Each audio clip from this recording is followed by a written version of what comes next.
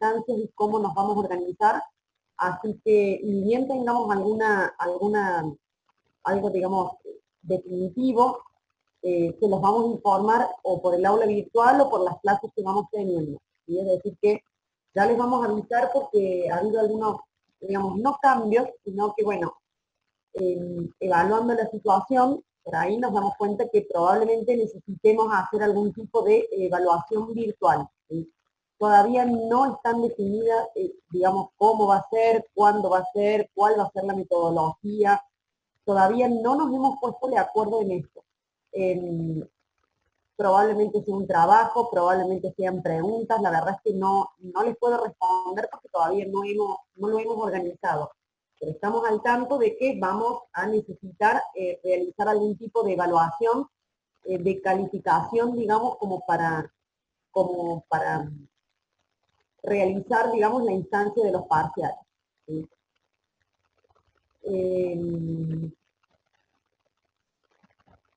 Queda claro, cualquier novedad, como bien nosotros destinamos algo, se los vamos a comunicar. Por otro lado, recién entré y vi que por lo menos la gran mayoría, porque ayer vi que me habían entregado unos 6 o 7 grupos, no, perdón, 6 me parece que eran ayer, y ahora vi que había 12 más, prácticamente están todos, que me han mandado los integrantes y el tema que van a exponer ustedes, ¿sí? La idea sería esta, hoy terminamos con la clase, el miércoles que viene vamos a hacer una reunión para que ustedes se puedan sacar dudas o para que, digamos, si no tienen dudas, para que terminen de organizar la clase, para que se terminen de organizar ustedes.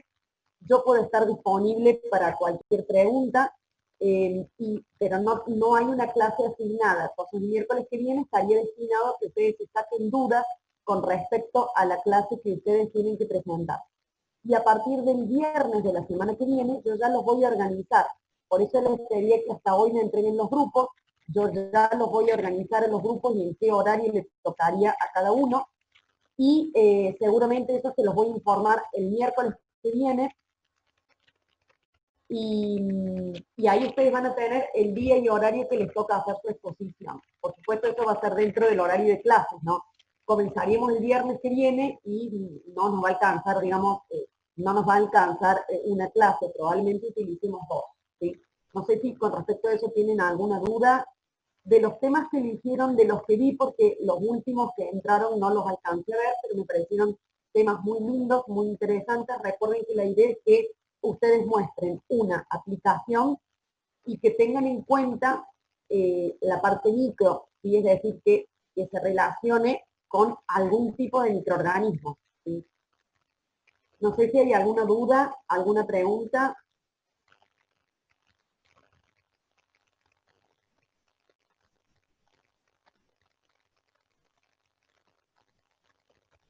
¿No hay dudas?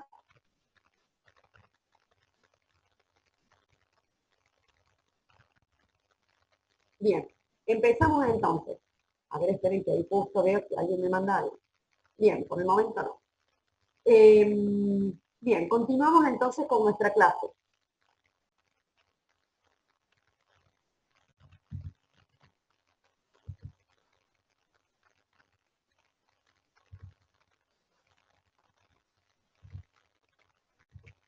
Todo esto lo habíamos visto.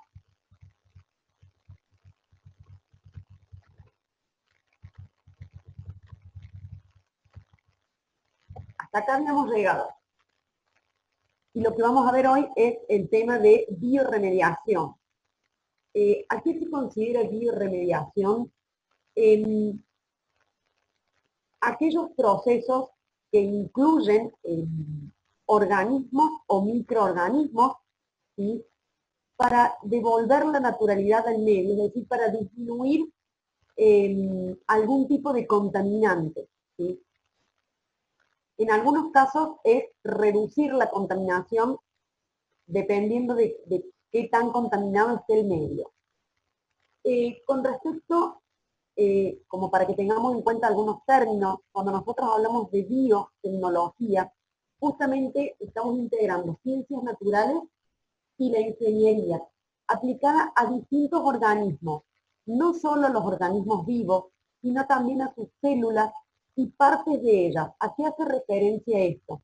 En algunos casos se utilizan enzimas, entonces no necesariamente necesitamos el organismo, sino muchas veces se utilizan enzimas de determinados organismos. Cuando nosotros hablamos de biotecnología ambiental, justamente es aplicar la biotecnología a remediar situaciones medioambientales. De distintos medios, pueden ser en agua, en suelo, en aire, y en general, en algunos casos, se pueden incluir algunas tecnologías no biológicas también como para completar el proceso. ¿Qué aplicaciones? Y por ahí esto está bueno que ustedes lo tengan en cuenta al momento de presentar el trabajo, a qué tipo de aplicación, digamos, están mostrando, ¿sí? O me están contando de qué se trata, qué tipo de aplicación es. Puede ser un seguimiento de contaminación, en este caso estamos hablando de biosensores, puede ser tratamientos de residuos, puede ser tratamiento de algún lugar que ya esté contaminado, y puede ser prevención de la contaminación. Todos estos son muy importantes. Es importante tener en cuenta la prevención porque muchas veces vamos a ver que en el caso de la bioremediación que se lleva a cabo con microorganismos, funciona muy bien a grandes escalas cuando el nivel de contaminación es bajo. ¿Qué quiere decir esto?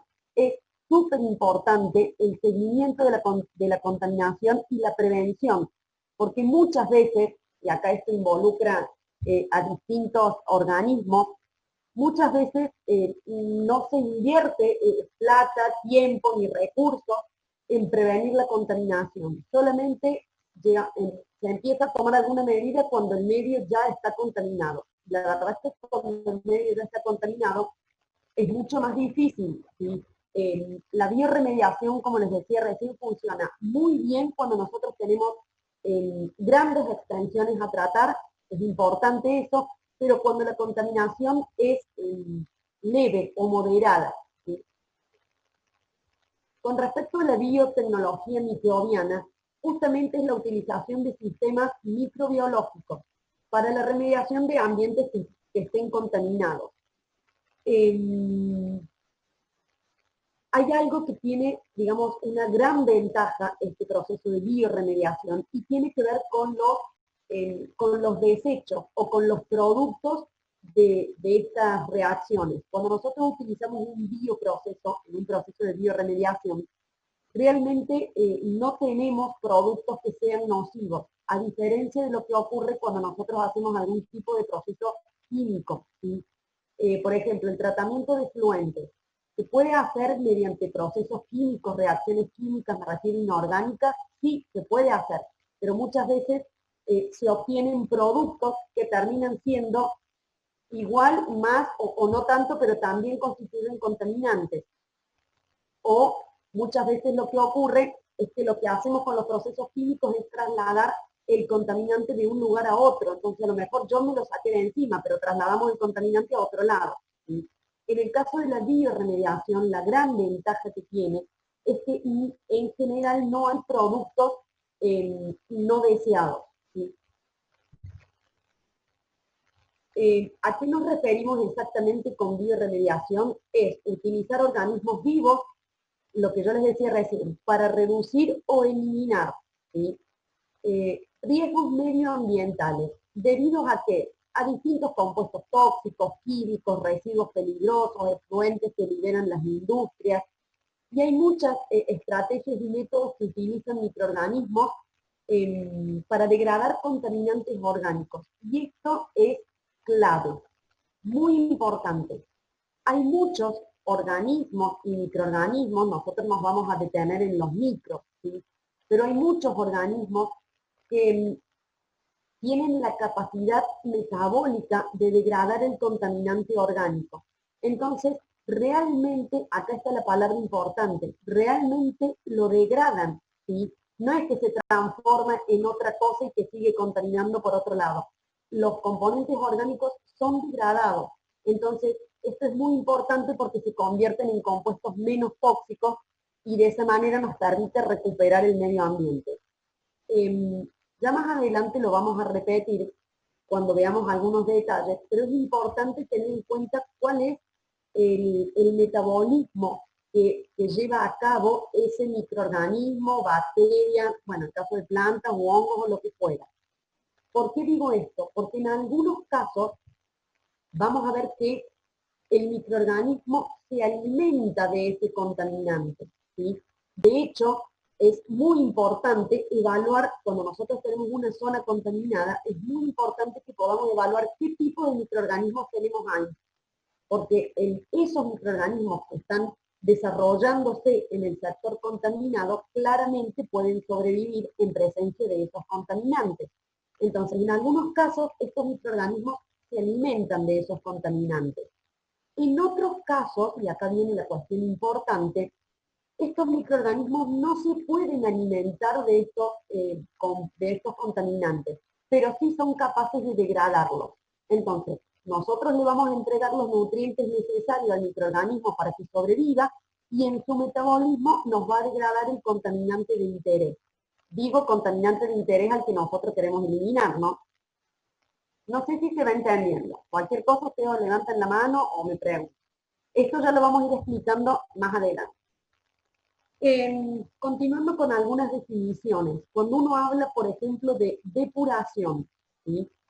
La depuración es la eliminación de un contaminante antes de que éste esté en el medio ambiente, ¿sí?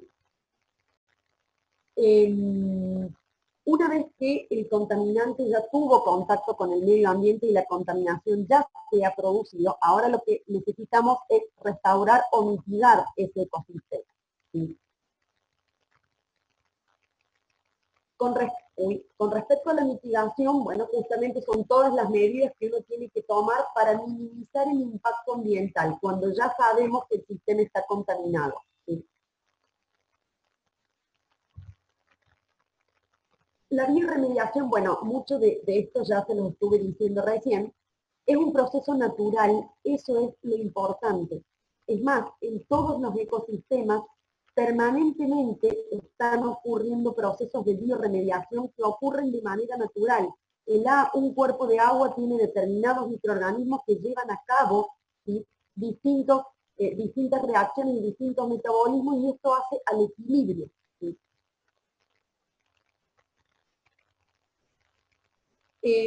¿Qué tipos de microorganismos? Bueno, los tipos de microorganismos pueden ser levaduras y hongos, bacterias que degradan las sustancias tóxicas. Esto es lo importante, las vuelven inocuas para el medio ambiente y la salud humana, justamente los convierten en otro tipo de compuestos, ¿sí? Los degradan. En el caso de la bioremediación, lo que nosotros hacemos muchas veces es acelerar este proceso si necesitamos mitigar una contaminación ambiental que ya se ha producido. ¿De qué manera nosotros aceleramos este proceso? Ya vamos a ver. Puede que nosotros adicionemos en el ambiente microorganismos, puede que utilicemos los microorganismos que ya se encuentran presentes y que les aportemos nutrientes, puede que aportemos o que modifiquemos el sistema controlando distintas condiciones, como por ejemplo la temperatura o la humedad, para que los microorganismos puedan desarrollar su función.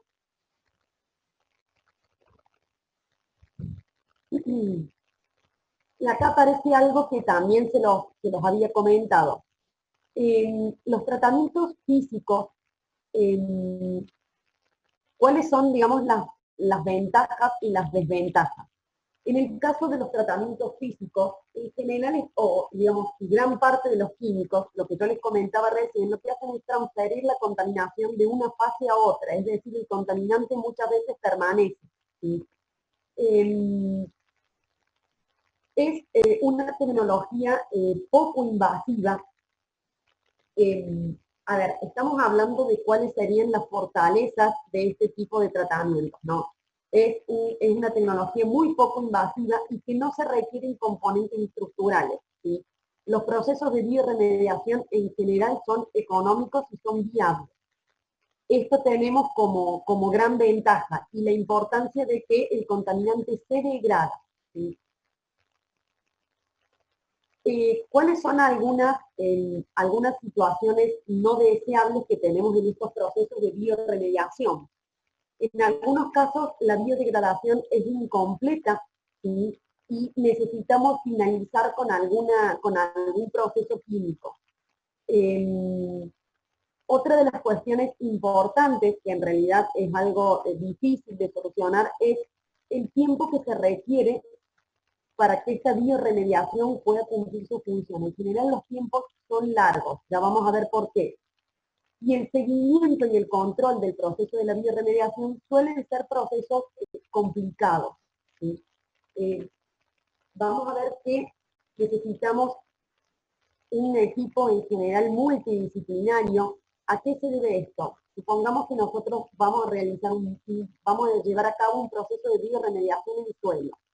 Perfecto, puede haber un microbiólogo que estudie toda la cuestión microbiológica, pero necesito a alguien que sepa cómo es la humedad del suelo, hasta qué profundidad puedo cavar, qué tipo de suelo tenemos, qué características. Entonces, seguramente voy a necesitar, digamos, o algún geólogo o alguien que me pueda dar que me pueda, digamos, que tenga ese conocimiento para poder acceder al medio.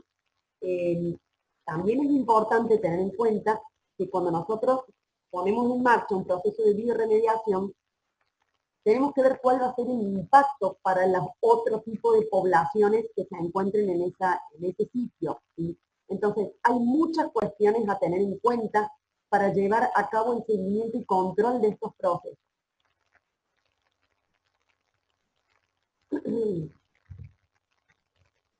¿Qué tipos de bioremediación existen? Hay algunas que son degradación enzimática, las que yo les comentaba al principio, no siempre necesitamos el organismo completo. En algunos casos necesitamos algunas enzimas que lleven a cabo determinados procesos químicos. Puede ser remediación microbiana, puede ser a través de hongos, que es la micorremediación, y puede ser a través de plantas, que es la fitorremediación. En el caso de la fitorremediación ya no estaríamos hablando de algo micro, ¿no? No sé si se entiende hasta acá, si tienen alguna duda, comentario, pregunta.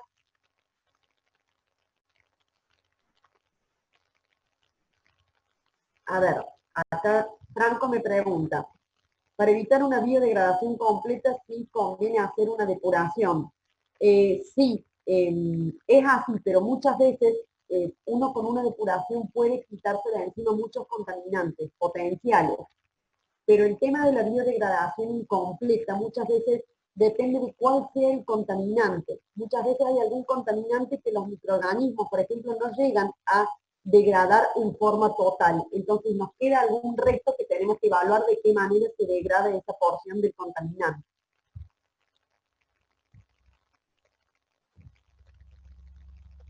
Bien, está muy buena la pregunta. No sé si quedó respondido, Franco. En el caso de Nacho, pregunta cuál es la diferencia entre la remediación microbiana y la microremediación. Cuidado que lo que dice acá es micorremediación, y esto es, la micorremediación es a partir de hongos, ¿sí? La remediación microbiana, lo que pasa es que cuando nosotros hablamos microbiana en general, estamos hablando de cualquier tipo de microorganismo, de cualquier tipo de microorganismo. En el caso de la fitorremediación y la micorremediación, en algunos casos, la fitorremediación son plantas y la micorremediación son hongos. En algunos casos pueden ser un microorganismo, y en otros casos no. Por eso está completo puesto micorremediación. Desde el punto de vista microbiológico, podemos hablar de bacterias y de hongos microscópicos, pero también tenemos la bioremediación llevada a cabo por plantas y por hongos que no son microscópicos, sino que son hongos, digamos, organismos. ¿Sí? No sé si queda claro, Nacho.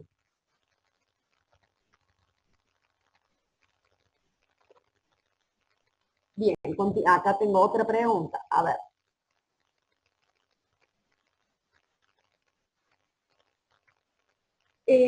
Acá Gastón me pregunta, ¿es posible que los microorganismos generen en ciertas condiciones sustancias tóxicas y peligrosas, no es lo más común, pero es algo que tenemos que, no me sale la palabra, es algo que se tiene que manejar, es algo que se tiene que evaluar. Ya vamos a ver, en todos los procesos de bioremediación necesitamos evaluar la factibilidad del proceso. Cuando nosotros evaluamos la factibilidad, justamente miramos eso. ¿Qué microorganismos necesitamos? ¿Cuál es el metabolismo de estos microorganismos? Tenemos que chequear que no se esté generando un contaminante peor que el que teníamos antes. ¿Sí? En general con los microorganismos eso no sucede, pero es algo de lo que no nos podemos confiar. Entonces, sí es cierto, justo porque cerré el chat y no me acuerdo quién fue quien me lo preguntó, Gastón. Entonces, sí, tenemos que evaluar todas estas situaciones. Por eso, como les decía recién, llevar a cabo un proceso de bioremediación incluye a distintas disciplinas. Seguramente vamos a tener que trabajar con algún geólogo, con algún microbiólogo, con algún ingeniero de la parte de ambiente, y en general otro tema, también tenemos que analizar que si nosotros tenemos una contaminación en agua, es muy probable que el suelo también esté contaminado, entonces hay que tener en cuenta muchas cuestiones. Y sobre todo también evaluar cómo, a ver, de dónde, cuál es la razón de esa contaminación y cuál es la causa por la cual se produce esa contaminación. Porque muchas veces necesitamos atacar la causa, ¿sí? De nada vale que yo esté tratando un cuerpo de agua realizando un proceso de bioremediación y que tenga una industria que me está tirando el efluente, porque no voy a terminar más, ¿me entiendes? Entonces, todas estas cuestiones hay que evaluarlas. ¿De qué manera comenzó esa contaminación? Bien.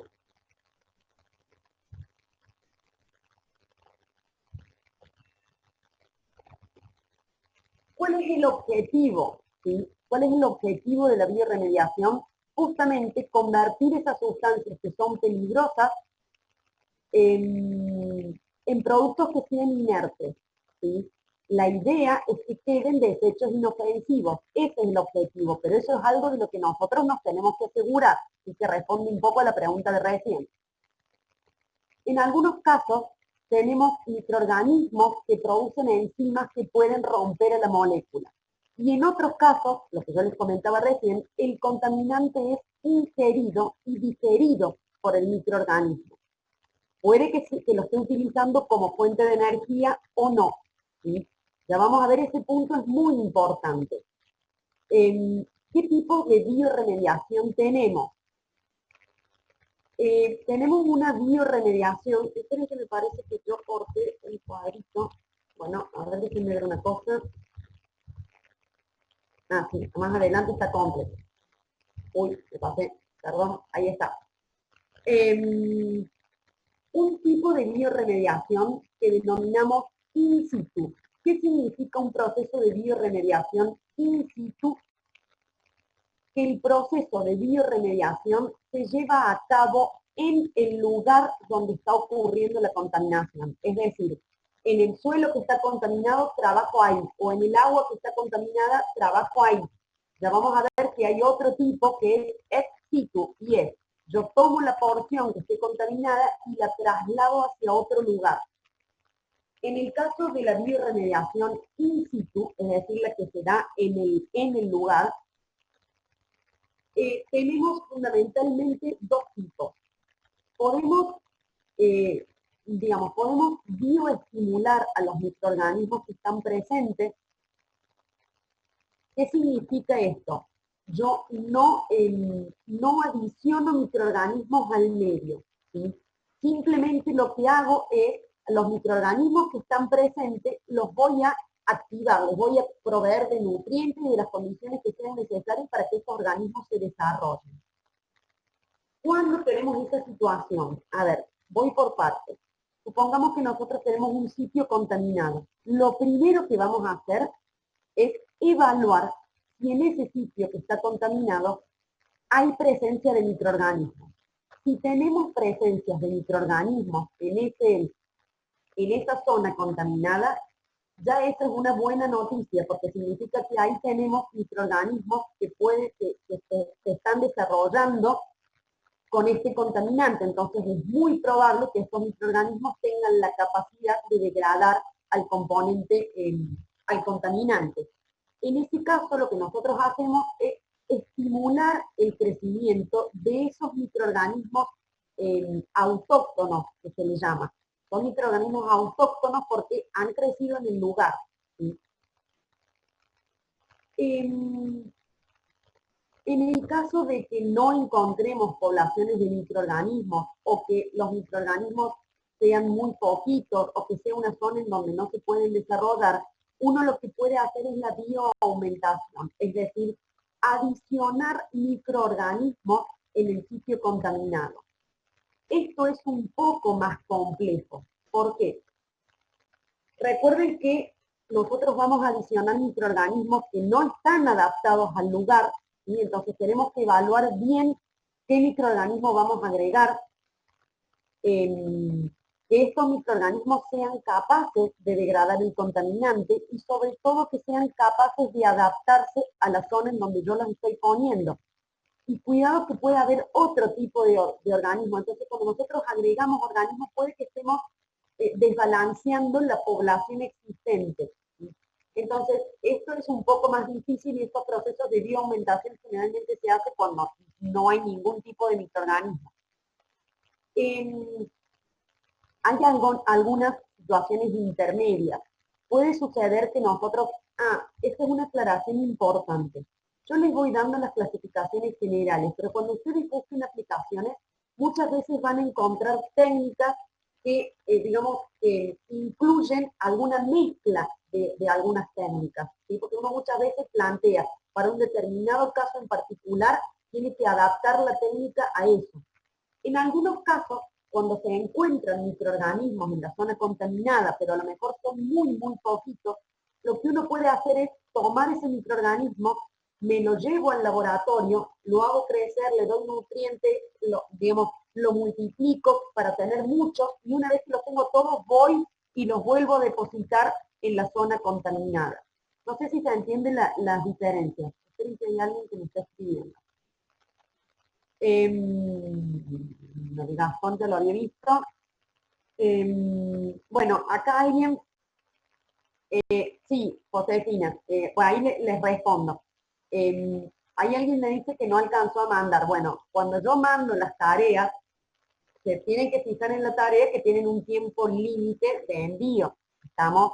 Entonces, era hasta las, digamos, hasta las 3 de la tarde de hoy, entonces a las 3 de la tarde el sistema corta y no pueden ingresar más ningún grupo. Ya vamos a ver, no sé si hay mucha gente en esa situación, ya lo analizamos, o a lo mejor les pido que me manden un mail, ya arreglamos con la gente que no pudo mandar. Ahí me pregunta Luzmila, ¿cómo sabemos que yo lo recibí? Yo anoche entré y respondí todos los que me habían mandado anoche. Esta mañana no me pude sentar porque estuve toda la mañana dando clases. Pero en general yo cuando entro miro y les mando algún comentario sobre el tema o sobre el grupo. Entonces seguramente ahora en la tarde me voy a sentar y les voy a responder a todos los que me hayan mandado hoy en la mañana.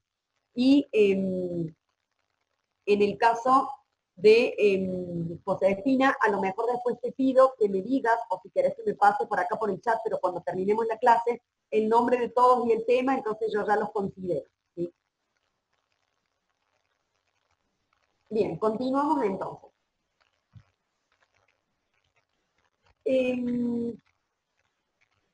Gastón me parece que preguntaba sobre qué pasaba si se generaba algún contaminante, digamos, en este proceso. Acá aparecen los factores que determinan la eficacia del proceso. Y van a ver que son muchos y cada uno es importante de que le prestemos atención a esto.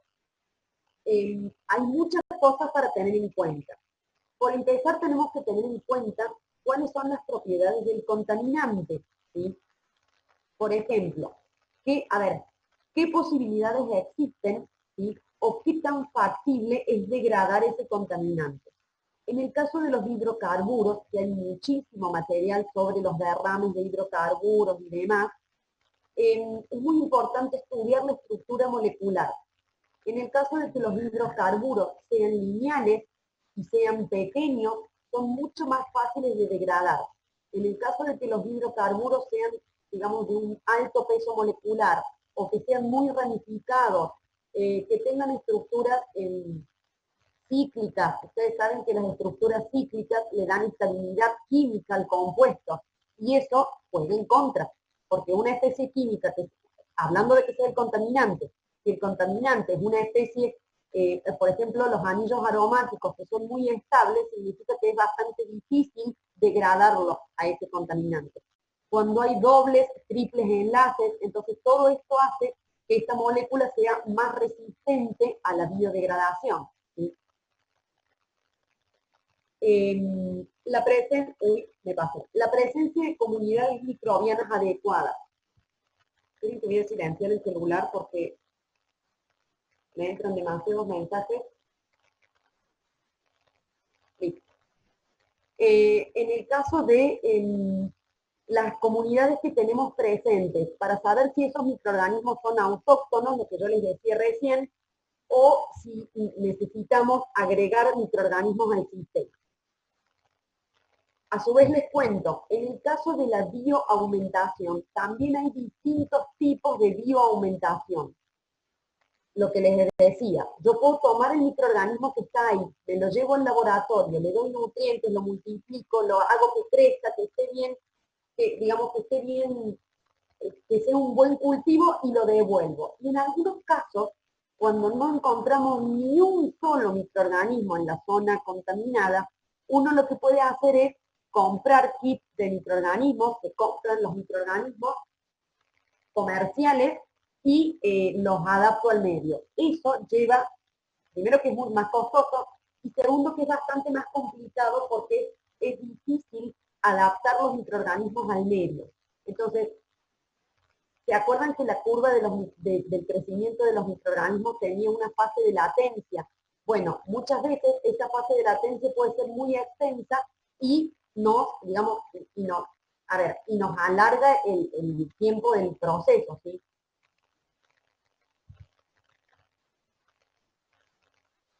Bueno, con respecto a la disponibilidad del contaminante, fíjense que acá hay muchas cuestiones que son muy químicas, ¿no? Tenemos que estudiar cuál es la solubilidad que tiene ese compuesto, si es soluble en agua o no, qué estado de oxidación tiene, porque en algunos casos hay que tener cuidado cuando el contaminante es soluble en agua, es muy probable que se nos escape, digamos, en el agua y no lo podamos retener. ¿Sí? La naturaleza del medio contaminado, eso también es muy importante. En el caso de los suelos, por ejemplo, evaluar qué permeabilidad tiene el suelo, qué temperatura tiene, qué pH tiene, qué disponibilidad de oxígeno tiene. ¿Sí? En algunos casos, si no hay oxígeno, digamos, si hay poco oxígeno o no hay oxígeno, muchas veces hay algunos tipos de microorganismos que no van a poder desarrollarse. Entonces tenemos que evaluar todo esto para, digamos, para saber qué tipos de microorganismos se pueden adaptar o qué modificaciones al suelo le podremos hacer. En algunos casos hay maneras de inyectar, digamos, oxígeno en el suelo con distintas técnicas. ¿Sí?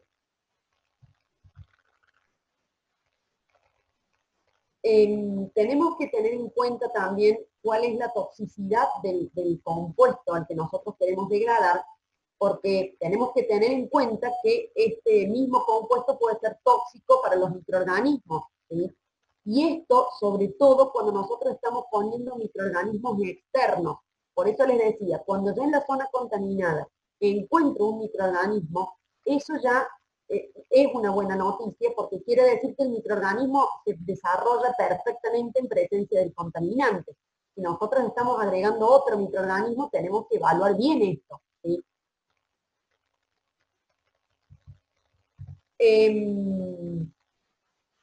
A ver, ahí aparecen algunos tipos de compuestos. Se les llama compuestos recalcitrantes cuando no pueden ser degradados por los microorganismos. ¿Sí?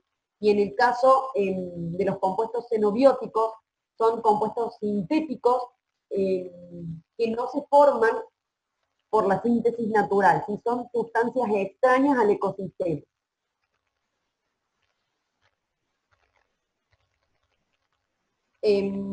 A ver, acá quiero hacer una aclaración.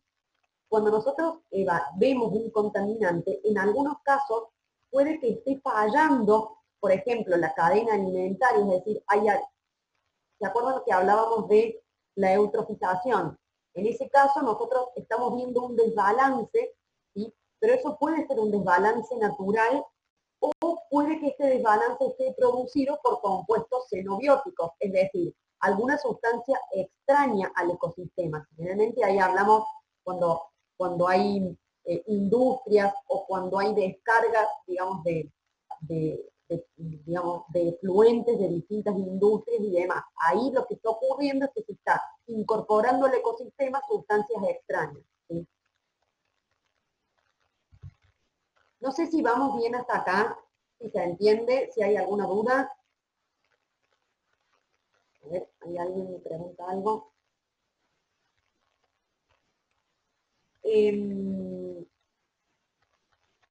No entendí la pregunta, me dice, ahí estoy leyendo. ¿Presentan un efecto tóxico al ambiente o al proceso que realizan? ¿Qué efecto tóxico? ¿De qué efecto tóxico? Si querés podés desbloquear el micrófono y me preguntas.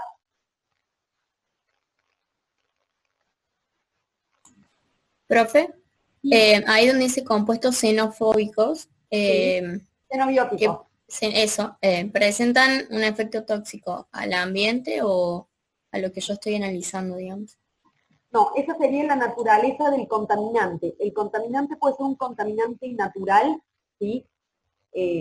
Digamos, a ver, si el contaminante es natural, no sería xenobiótico, es decir, si hay algún desbalance, puede haber algún componente natural que está en una concentración exagerada y eso me está desbalanceando el sistema. Esa sería una situación. Y otra situación sería la presencia de compuestos extraños. No sé si se entiende la diferencia. ¿Sí? ¿No? Bien.